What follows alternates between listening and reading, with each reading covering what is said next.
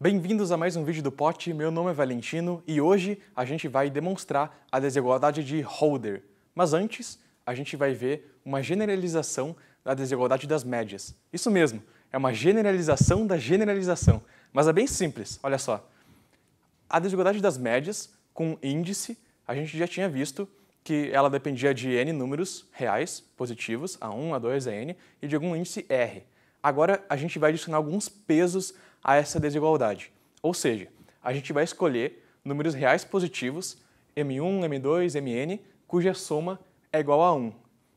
E a gente vai definir, então, a média, dados os números A1, A2, An, a gente define a média de índice R e pesos M1, M2, Mn como sendo essa expressão aqui. M1 vezes A1 elevado a R, mais M2 vezes A2 elevado a R, até Mn vezes An elevado a R, tudo isso elevado a 1 sobre R.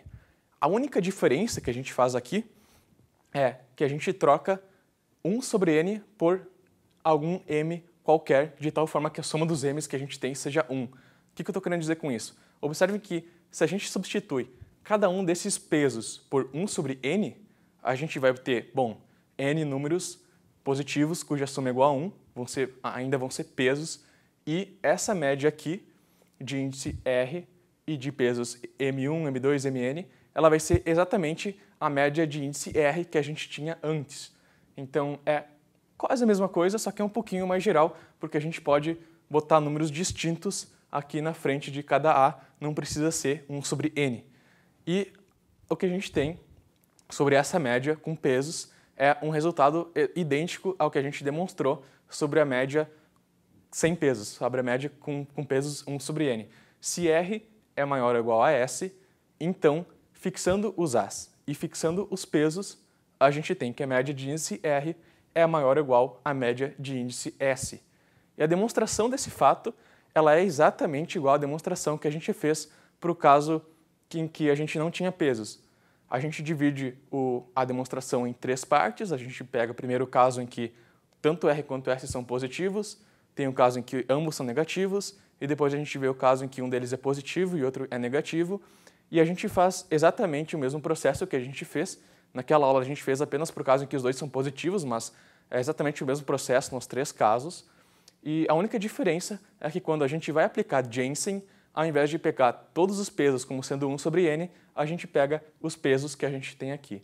Então, a gente conclui esse fato sobre essa média com pesos e, analogamente ao caso em que a gente não tinha pesos, a gente tem um resultado sobre o comportamento dessas médias quando o índice fica muito próximo de zero. O que a gente tem é que, se a gente fixa os números A's e a gente fixa os pesos, quando a gente varia o índice R e faz ele ficar muito próximo de zero, essa média de índice R ela vai ficar muito próximo a esse produto aqui, A1 elevado a M1, A2 elevado a M2, A3 elevado a M3 e assim por diante. Observem que, no caso em que todos os pesos são iguais a 1 sobre n, esta é exatamente a média geométrica dos números A1, A2, An, e a gente já tinha visto isso naquela aula, o fato de que quando R vai para zero, se a gente não tem pesos, então a média de índice R ela converge para a média geométrica. Bom, o que importa daqui é que se a gente tem um R positivo, então a média de índice R com os pesos M, ela vai ser maior ou igual a esta média aqui. E se a gente tem um R negativo, então a média com índice R vai ser menor ou igual a esta média aqui. Em particular, o que a gente tem, por exemplo, é que se a gente põe R como sendo igual a 1, a gente 2 mais M3 vezes A3 mais Mn vezes An, a média com índice 1 e com pesos, isso é, como 1 é positivo, é maior ou igual a essa expressão aqui. É maior ou igual a A1 elevado a M1 vezes A2 elevado a M2 vezes An elevado a Mn. Isso é uma generalização da desigualdade entre as médias aritmética e geométrica. Se a gente põe todos os m's como sendo iguais a 1 sobre n, aqui a gente obtém a média aritmética e aqui a gente obtém a média geométrica. Essa média aqui, ela é de fato conhecida como a média aritmética com pesos, e essa média aqui é conhecida como a média geométrica com pesos. Agora, vamos ver uma aplicação desses fatos aqui numa desigualdade muito mais legal. A desigualdade de Holder é a seguinte desigualdade. A gente tem muitos números reais positivos A, eles têm dois índices. A gente tem, então, números A com índices I e J, com I variando entre 1 e K, em muitos números A's. E a gente tem pesos lambda, K pesos lambda, ou seja, K números reais positivos cuja soma é igual a 1, e a desigualdade de Holder diz que essa expressão aqui, em função dos números A's e dos lambdas, é maior ou igual a esta outra expressão aqui. É um pouco confuso, eu tentei escrever de uma forma que talvez fique um pouco mais clara. Eu abri esse produtório e esse somatório. O que a desigualdade diz é que se a gente tem é como se a gente tivesse K sequências de números, cada uma dessas sequências tem N elementos. Aqui está a primeira sequência, a segunda sequência, a 40ª sequência, e cada uma dessas sequências de números está associada a um peso. Então a desigualdade diz que se a gente somar os termos de cada sequência, elevar ao peso e depois multiplicar tudo, isso vai ser maior ou igual a gente fazer a ordem contrária. A gente primeiro multiplica os primeiros termos de cada sequência, cada um elevado ao seu peso, depois multiplica os segundos, os terceiros e os késsimos e soma tudo. Ou seja, a gente primeiro fazer a soma e depois multiplicar é maior ou igual a primeiro a gente multiplicar e depois fazer a soma. A gente vai demonstrar essa desigualdade utilizando uma ideia muito parecida à ideia que a gente utilizou para demonstrar a desigualdade de Cauchy-Schwarz. Observem o seguinte: se a gente fixa todas as sequências à exceção da primeira, aliás, vamos fazer o seguinte, vamos fixar todas as sequências à exceção da primeira e vamos ver o que acontece. Se a gente multiplica cada um dos termos nesse primeiro parênteses por um certo número real t, o que acontece é que nesse lado direito da desigualdade, o valor desse lado ele é multiplicado por t elevado a lambda 1, que é o peso associado a esses elementos da primeira sequência. O lado esquerdo tem um comportamento semelhante. A gente tem aqui n parcelas e esse valor, o valor do lado direito da desigualdade, também é multiplicado por t elevado a lambda 1. Isso quer dizer, então, que a desigualdade de Holder ela é homogênea nos termos da primeira sequência. E, de uma forma totalmente análoga, essa desigualdade é homogênea nos termos da segunda sequência, da terceira sequência, ela é homogênea nos termos de cada uma das sequências.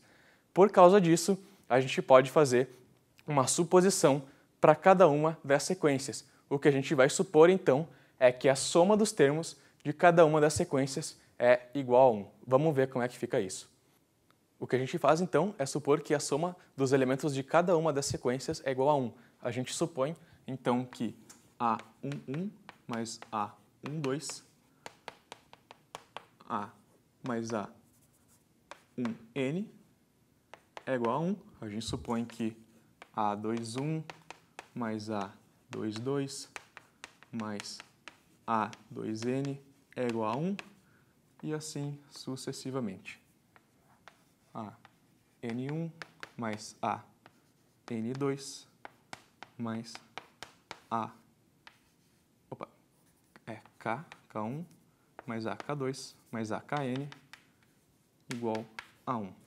E agora o que a gente faz é aplicar a desigualdade que a gente viu antes. A gente vai aplicar a desigualdade das médias, aritmética e geométrica, só que com pesos. A gente vai considerar os seguintes elementos. A gente vai olhar para A11, para A21, para A31, até AK1, lambda 3, até lambda K. Esses lambda, por hipótese da desigualdade de Holder, eles são positivos e têm soma igual a 1, então a gente pode aplicar a desigualdade entre as médias aritmética e geométrica com pesos. A gente vai concluir que lambda 1 vezes A11 mais lambda 2 vezes A21 mais até lambda K vezes AK1. Isso é maior ou igual a A11 elevado a lambda 1 vezes A21 elevado a lambda 2 até AK1 elevado a lambda K. E aqui a gente já tem um termo que aparece no lado direito da desigualdade de Holder. Agora, observe o seguinte, o que a gente fez aqui nessa aplicação da desigualdade das médias é que a gente fixou o segundo índice de cada um dos As. Se a gente faz essa mesma aplicação, só que para índices distintos dos As, a gente faz a mesma aplicação, fixando o segundo índice, agora fazendo ele ser igual a 2, se a gente faz a mesma aplicação, fazendo o segundo índice ser igual a 3, a gente obtém desigualdades análogas e a gente pode somar elas. Por exemplo, para ficar mais claro, se a gente fica o segundo índice como sendo igual a 2, a gente obtém isso aqui, lambda 1 vezes A1, 2, mais lambda 2 vezes A2, 2, até lambda K vezes AK2. Isso é maior ou igual a A1, 2 elevado a lambda 1, vezes A2, 2 elevado a lambda 2, até AK2 elevado a lambda K. Então, a gente obtém N desigualdades desse tipo e a gente pode somar todas elas. Se a gente soma essas desigualdades, o que a gente obtém é, bom, no lado esquerdo, o primeiro termo é sempre lambda 1 vezes um termo da nossa primeira sequência de As. Então, quando a gente soma tudo isso, o que a gente obtém no lado esquerdo é lambda 1 vezes a soma dos termos da primeira sequência de As. A1, 1, mais A1, 2, mais A1, 3, até A1N. Depois, o segundo termo de cada um dos lados esquerdos dessas desigualdades é sempre lambda 2 vezes um termo da segunda sequência de As. Então, quando a gente soma tudo isso, o que a gente obtém aqui é lambda 2 vezes a soma dos termos da segunda sequência. Bom, a gente já supôs que a soma dos termos de cada uma das sequências é igual a 1. Então, eu vou escrever assim. A gente obtém lambda 1 vezes 1. A gente obtém lambda 2 vezes a soma dos termos da segunda sequência, que é igual a 1. A gente também obtém lambda 3, lambda 4, até lambda K.